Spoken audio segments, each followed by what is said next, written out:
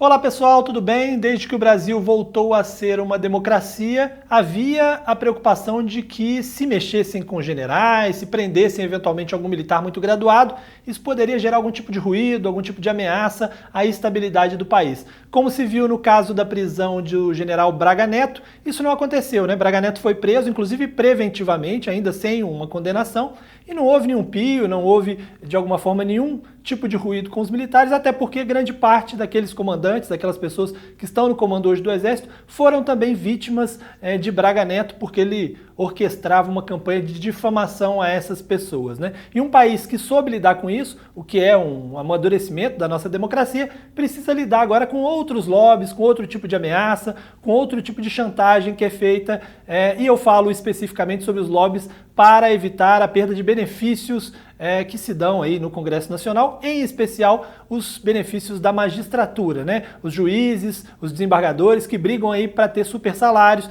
penduricalhos que fazem com que seus salários fiquem acima do teto constitucional.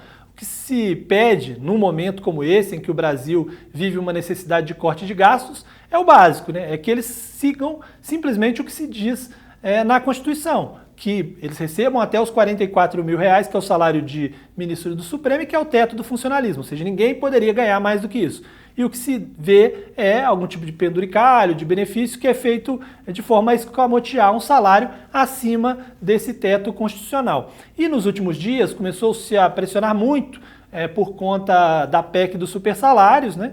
E por causa disso o Judiciário tentou reagir de alguma forma. Vimos, por exemplo, o Tribunal de Justiça de São Paulo falando que isso ameaçaria a estabilidade institucional e que vários ministros, vários juízes poderiam deixar os cargos, isso seria um grande problema. Vimos o ministro, o presidente do Tribunal Regional Federal da Terceira Região também falar em ameaça constitucional e tal, o que é perigoso. Claro que cada categoria tem o direito de legitimamente cobrar melhores condições, melhores salários, mas quando se começa a falar dessa maneira, há um risco à estabilidade, isso ameaça de alguma forma, isso de certa forma parece uma pressão exagerada e perigosa, justamente porque o que se quer é basicamente que todo mundo siga uma mesma regra, né? Se a gente, durante a discussão do pacote fiscal, está fazendo com que pessoas que ganham o BPC ganhem um pouco menos, ou que o salário mínimo, em vez de crescer X, cresça Y, é R$ 11 a menos, as pessoas que ganham